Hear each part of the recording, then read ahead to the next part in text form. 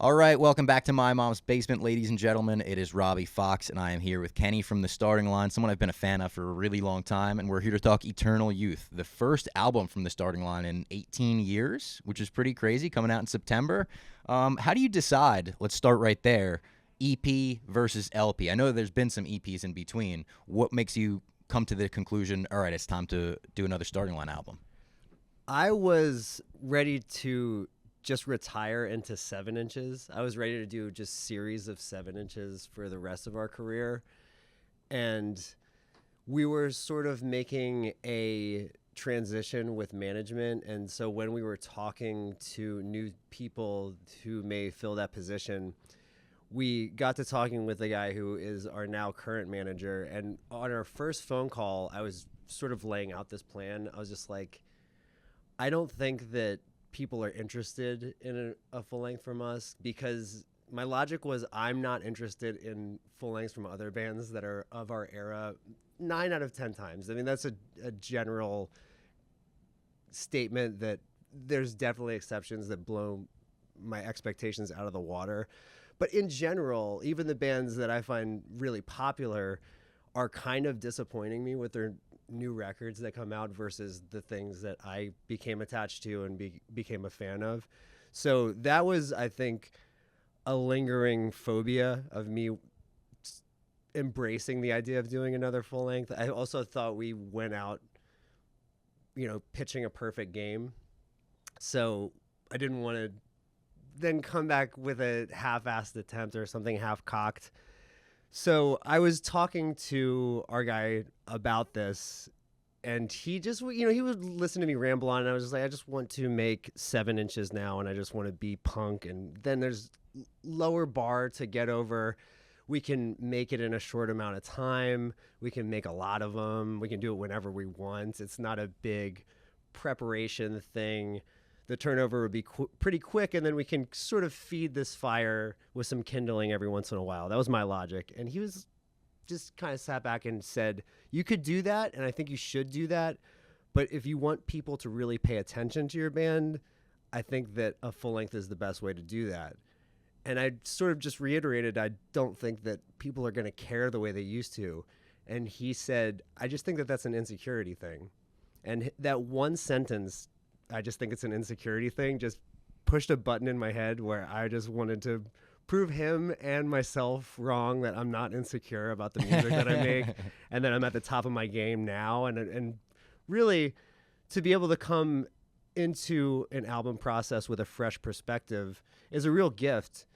And having the experience under our belts and still being the same unit that we came up as, I think is something to behold and something for us to cherish and not steer away from the expectations or the possibilities of what could happen. I think it was just best to have that mentality that we're confident in what we do, and there's a reason that people are still showing up to see us play. Absolutely, yeah. And we shouldn't just become a band that rests on the laurels of albums that we put out in the past. We should be fearless about making music. Yeah, I mean, I'm not blowing smoke. As a Starting Line fan myself, I'm very interested in a full length from the Starting Line at this point. And even when you just say it's the first Starting Line album in 18 years, I feel like heads perk up, and it's like, oh, what's going on here? We got to check this out. Yeah, and then, so now after this one, I'm always going to have that. It's like, well, now we just put one out, so now it's going to, I'm always You're buying yourself a couple years after this as well, a couple. I think that 4 will, be the, enough of an anticipation. We'll be like, what's happening with these guys? Yeah. And then maybe the excitement will build again, unless I really, on the follow-up, do a 1-2 punch and knock it out of the park. Double album, Use Your Illusion style. It could happen. It could happen. So do you think about that phobia when you're in the studio? Obviously, when you have a band like yourself who put out such iconic albums. I mean, the debut album is as iconic as it comes. How do you balance pushing forward the sound that you want to write with now and satisfying the people that will forever associate that sound with your band? I think that the key to that is approaching it with the same spirit that you made the first record. And that was easy because we had all this time to reset, and there was really no preconceived notion of what should happen now. And we have a refreshed sense of inspiration now as a band. We've had an accumulation of influences over the years, and then also things that we listened to back in 99 through 2002. Those records that stood the test of time now were a real great source of inspiration, because that helped us identify what it is about this music that still keeps us in it, in a creative satisfaction point of view. And I think just running on that kind of adrenaline and momentum, and not second guessing things, and not having a perspective of trying to predict what fans will think of it. I think it's really just about trusting gut instinct. Yeah. What were some of those albums that you were referring to there that you kind of look back to inspiration for here? I think big ones were Shape of Punk to Come by Refused, Jersey's Best Dancers by Lifetime, Floral Green by Title Fight. Those were kind of, I think, a big triangle. And, Face to Face, Big Choice, stuff like that. Yeah. All this stuff that came out generally mid-90s.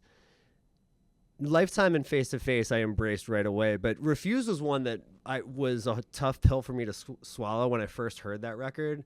I didn't think the drums sounded good at all. I thought they sounded too dry and weird, and I didn't like his scream. I thought it was like kind of thin, and only in the past maybe 3 or 4 years did I really start combing through the lyrics of that record, and then I'm now picking up on how perfectly worded even the things I'm thinking about as far as a tug of war between,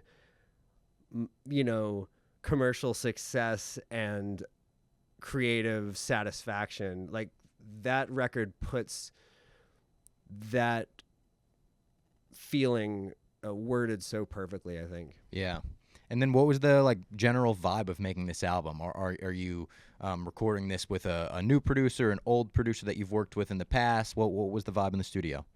Kind of both. We've never made a record with Will Yip before, but we've known him for ages. We actually started to work with him before we even knew it. He recorded our live record, Someone's Gonna Miss Us, in 2007, and we didn't realize that he was the one that recorded it. He was there behind the board recording it, and all this time it was him. And then he went on to make these legendary records that speak for themselves. But he lives very close to me, and his Studio 4 is about 15 minutes from my house, point A to point B. Yeah, so it was sort of in the stars that we should have been doing it. We did a 7-inch back in 2016 with him, and that experience was so great that when the opportunity came to make the record, I was lobbying really hard. And are you bringing song ideas that you've had for, say, 18 years to him, or is it like let's create a new record now, let's write? Yeah, we had to create a new record. Yeah. I'm not the type that has like a You don't backlog. have things stored away. Yeah, No, a vault. If they don't reach the recording studio within the 5 years that it's written, it usually gets forgotten about in the cracks, unless it's something really good. I mean, I guess a couple of the songs had existed for quite some time, maybe 5 years or so, but I was kind of bullshitting when they were like, yeah, we could get into the studio in September. Do you have songs? And yeah, I have songs. Like, I'll have songs. Yeah, I'll have them by then. Yeah, that's like 8 months away. Yeah. So I did start to employ, even in the prior year when I was making a Vacationer record, this approach of just trying to get a song done a month. And for Vacationer, that was pretty good because there's a lot of components that were going into it, and it was very methodical and thought out. And punk music is way more instant gratification. I don't want to say formula, but the components that go into it are just, it's simple. It's more like a puzzle. Just click things into place. Yeah, I mean, at least with the record that I was setting out to make, like Lifetime, Jersey's Best Dancers, and Floral Green and stuff like that, they don't rely on production tricks or anything besides just like these four corners of just like drums, bass, guitar, vocals. And when you just approach it like that versus like this, like, you know, hybrid organic electronic music that I was making that was very layered and nuanced and, you know, sample based stuff like that. This was a real welcome, simplistic change of the game for me because it's, you know, it's a music that I do know and love. I've never stopped listening to punk rock, and now it's become a little bit more clear what I want to get out of our music when I write it. So it becomes a little bit easier in a way. Do you have any songwriting tropes or pet peeves that you try to avoid when you're in the studio, like that consciously come to mind when you're writing? Yeah, I have some hard rules. One is no woes. Never a woe. Never a woe. Never a woe. Never? Never. Every now and then a woe is justified. No? Not in my band. All right, fair not enough, in my fair band. enough. No woes. But that's the thing is like I do O's and I do woos. Okay. And it's like and possibly an ah. What about a nah? No. Blink. Hate a nah. Yeah. It's even worse than a woe. Oh, wow. Yeah. So Yeah. we do like It's nas, like woe is a woes. misdemeanor and nas are felonies. Okay. Yeah, you hear that? Yeah. That's for all the new punk rock bands out there. Yeah, even Cut some the of the nas old out. ones. Yeah, No more nas. So it's just it's lazy. It's like we can't think of, or maybe you can think of words, but that's like, you know, Get Up Kids were talking about this band that they came up with. I won't name names, but they were talking about them, and they're a bit popular, and they came of the same era. And we were backstage talking about them, and they were like, "Oh yeah, that band, they're chasing the hit." And that's what like Nas and woes are for me. It's like you're just chasing the hit because you are sort of insulting the intelligence of your listeners. And does the rest of the band know this hard rule, or has there ever been a moment where someone's like, "What if we threw in a woe there?" And you're like, "Fuck no." I'm sure that they've heard me say it enough that at least consciously or subconsciously they probably just roll their eyes the 100th time I've said it. Is there anything else like theme-wise or lyric-wise that you stay away from? Not really. Anything that makes it into the lyrics is just usually what's on my mind at the time, and it has to just be something that's substantial and significant to my life at that point in time, enough for it to warrant subject matter that is actually meaningful. Yeah. And then as a bass player myself, I got to ask about the playing bass and singing at the same time thing. Oh, nightmare. It's something that no matter how much practice I've tried to do, and I don't really have a good voice. I'm basically just trying to do Nas. See, I can't do it though. It's like the it's literal, easy like if you, the, that's I always say that it's that the patting the head. If you do Nas in the rhythm of the bass playing, then I know, you're but good to go. the Nas not always in the rhythm of the bass playing. Did you pick that up quickly? Did it take you a long time to figure out how to do that? It's still a struggle, and it's a lot. It's also thankless because I realize it, but probably most people in the crowd are respect. Yeah, I'd say to the general viewing to public, 99.9% of people, they don't realize the work that I'm doing up there to stay in the pocket. They probably just think it's a good oh, so I see singers playing guitar all the time. Totally. It's a completely different beast. It's I think more akin to being a drummer in terms of the fundamentals of it. So I just rehearse a lot, and I still do to this day. Oh yeah, there's just on my own a lot of homework that I do for Vacationer. It's really tough because I try to incorporate a lot more finesse with those bass lines. Punk rock is awesome for I don't think I'd be able to do it in many other genres, but punk rock is probably the most forgiving as far as being a bass player and a singer. I don't know how Geddy Lee did it. That seemed pretty. And sometimes he would be playing keys with his feet. I never saw that. Which is like keys with his feet, bass with his hands, singing at the same time, hitting high notes. It's crazy. Did you have an inspiration that made you want to do this, or was it out of necessity that you were playing bass and singing at the same time? Kind of both. I really just wanted to be a bass player. Okay. And I always kind of just got dragged into being the singer because could do You have a it. great voice, yeah. Thank you. I still joke with my band that I just want to be the bass player. We got to find a new guy. That would be unreal if the starting line took the stage in 2025 and everyone's like, who the fuck is that singer?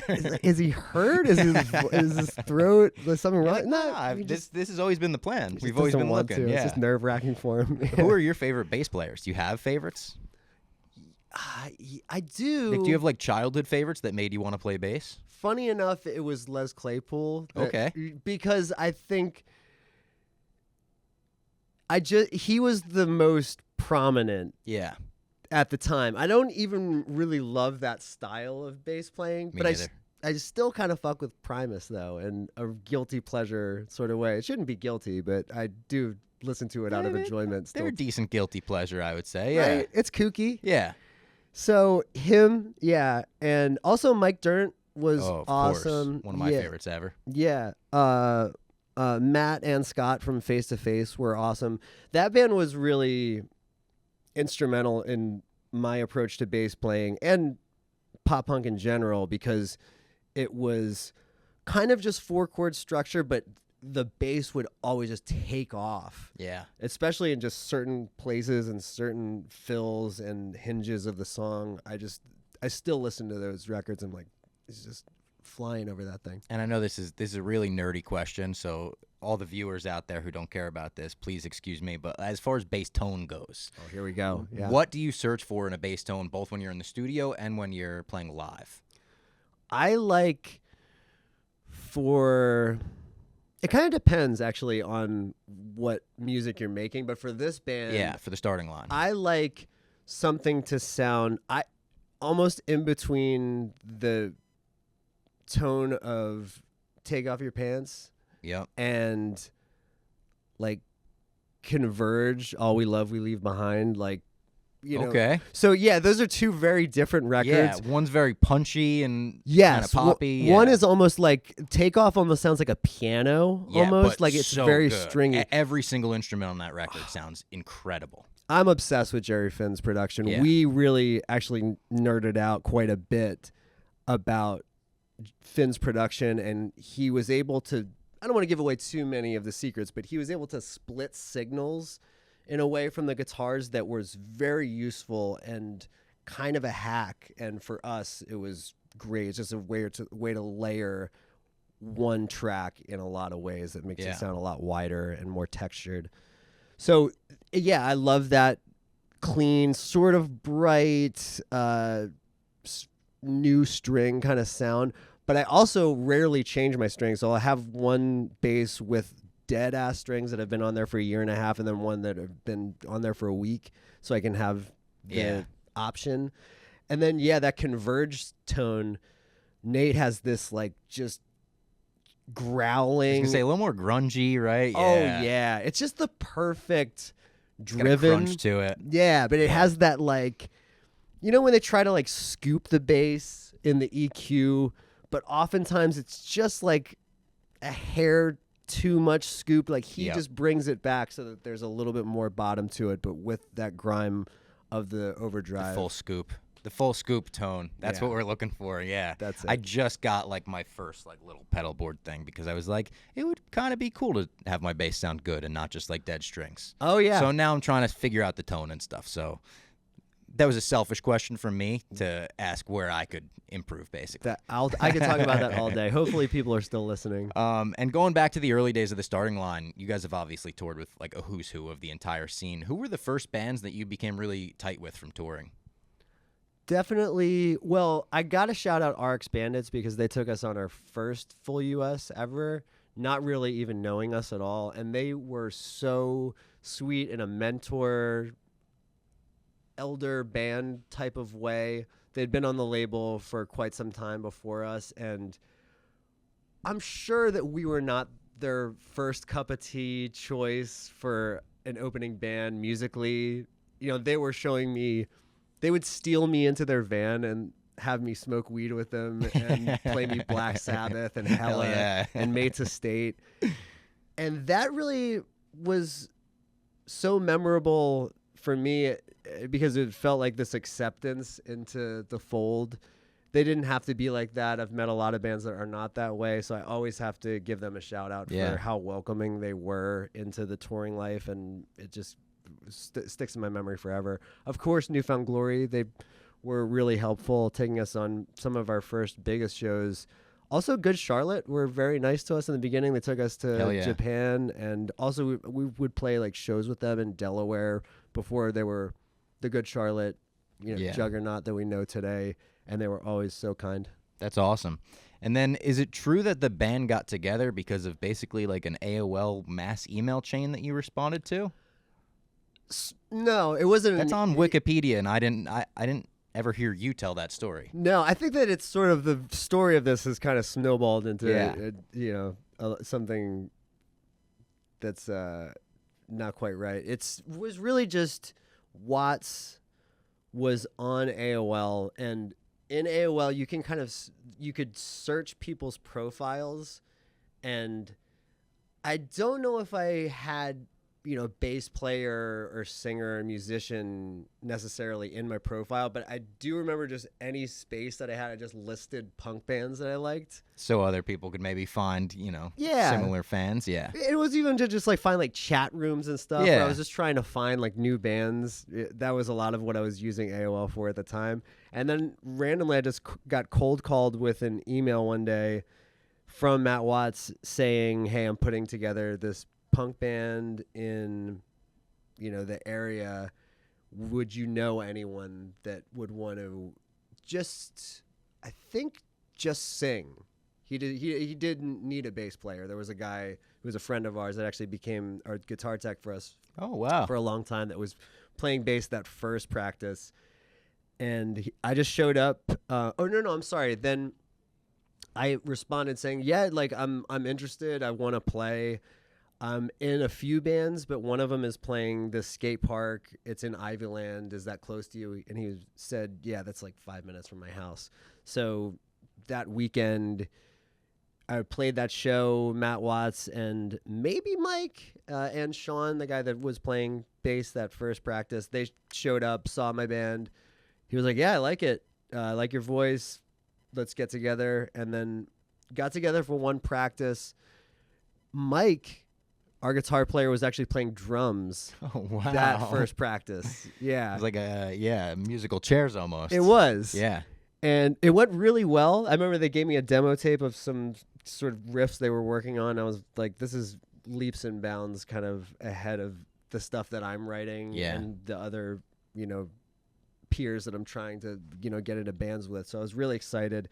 The first jam went really well. Then I got a call from him a few days later saying, "Hey, the guy Ryan that was playing guitar for us, he quit music. So Mike is going to play guitar." How old are you at this point? I'm 14. It's funny to be 14 and be like, "I'm quitting music. I'm Yeah. done. I'm Well, retired." he was like, Or he was a little older? That guy was like maybe, like 19, 18. Okay. Yeah.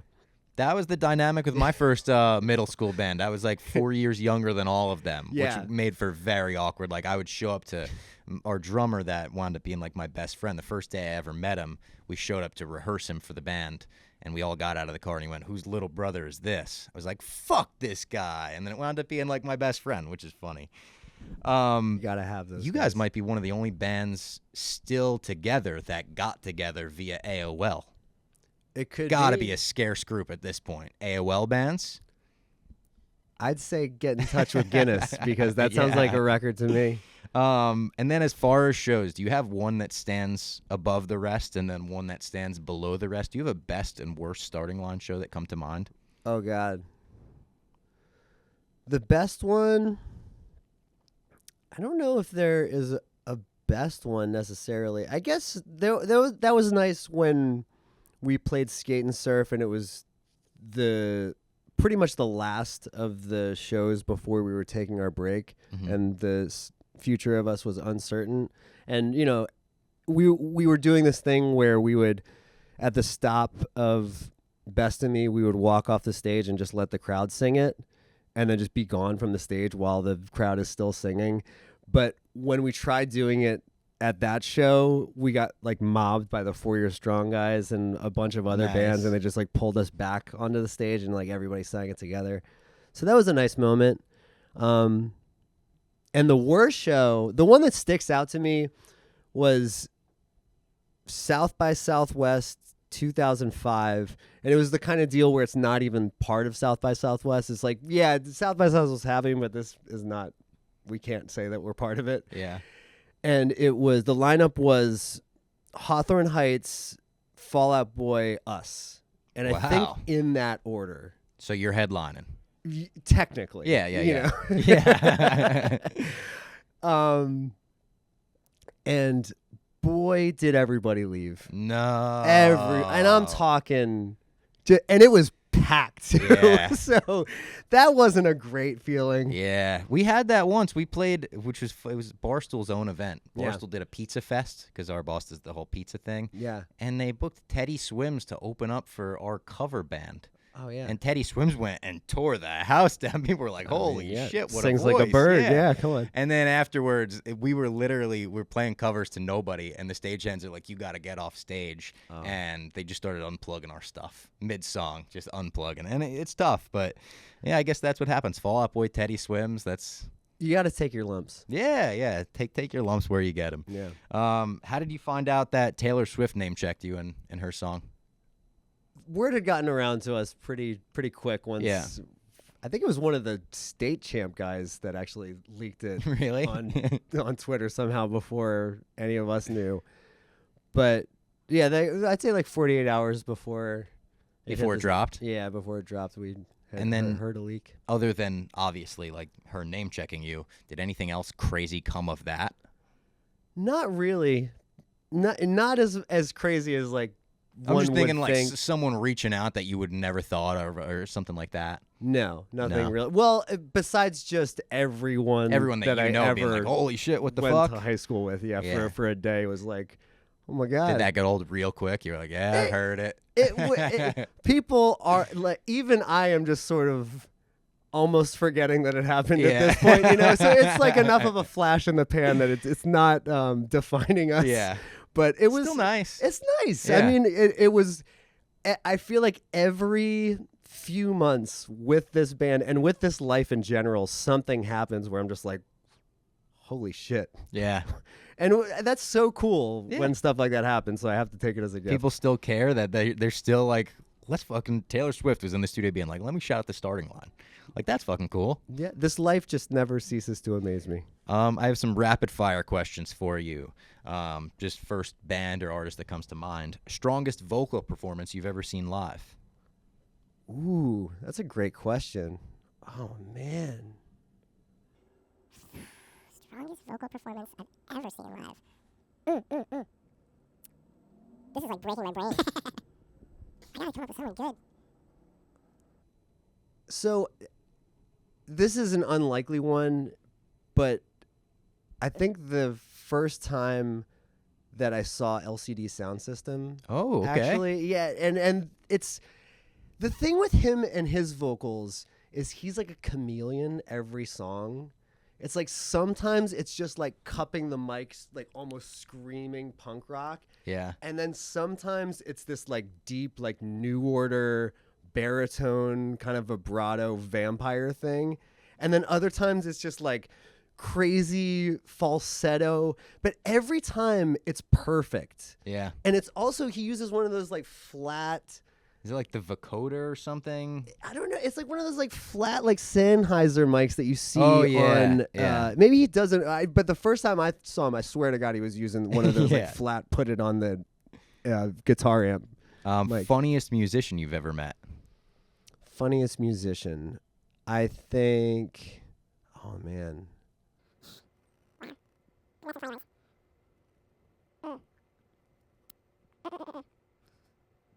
Anyone from your band?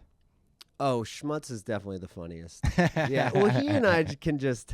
Well, also Tom is very funny, and so and our sound guy is very funny. We just have we got a funny crew. Craziest crowd you've ever been in or seen live? Ooh, these are good. Going back to all my shows here. Probably Glassjaw, because I've seen them the most in my young age, like as far as braving the pit. and there was it got hairy a couple of times. Yeah. where they Ever had get injuries to yourself in a pit? only at a Midtown show way long ago. I got punched in the head. Oh, yeah. Yeah. Classic. So, Tightest band you've ever seen live? ooh, these are all so good. I think tightest band I've ever seen live. Jeez. Primus? I've never seen Primus live, funny enough. It might be Fire Theft. Really? Yeah. I mean, that one was just really great. I really like that band. Yeah. It was like the band after Sunny Day Real Estate. I remember the drummer had the plexiglass thing, Oh, yeah. which for like a band in the punk scene to bust that out, it's like Yeah. you care about how this Yeah. sounds, and it sounded spectacular. Some prog shit, yeah. Yeah. And then your bucket list dream concert. This could be any band, alive or dead, that you would like to see live that you haven't. Yeah. How many bands do I get on the bill? Let's say 3. Title Fight, Fugazi, Lifetime. Wow, that's a good 3. Pretty instant, too. Oh yeah, I'll be just flying off. I'll come out of Mosh retirement for that. And then I mentioned I'm a big Oasis fan, and Noel Gallagher once said he summed up everything he ever wanted to say in life with 3 songs. He said rock and roll star, cigarettes and alcohol, and live forever. And after that, he's just repeating himself with different phrases and different meanings. So if you had to select 3 songs that you've written that sum up everything you've ever wanted to say, which 3 would you pick? That I've written? Yeah. 3. Well, I guess sense of humor has to be in there because it's the most recent. So it's probably the most lucid Yep. kind of statement of Where you are now. Exactly. Yeah. Yep. And it's actually a pretty good one to sum up how I'm. It's a great song. Oh, thank you. Yeah. Appreciate it. So probably that one. Are You Alone? I think is a good one. That's a good peer Yep. into my psyche. And another one. Ready? 3 good picks. Thank you. Yeah. I'm very excited for the album. Seriously, can't wait. And Thank obviously, headlining tour as well. You'll be on tour all summer? We will. Yeah, it's picking up in about a month. Yeah. So please come find us. Absolutely. Go check out the tour dates and obviously Eternal Youth out September 26th.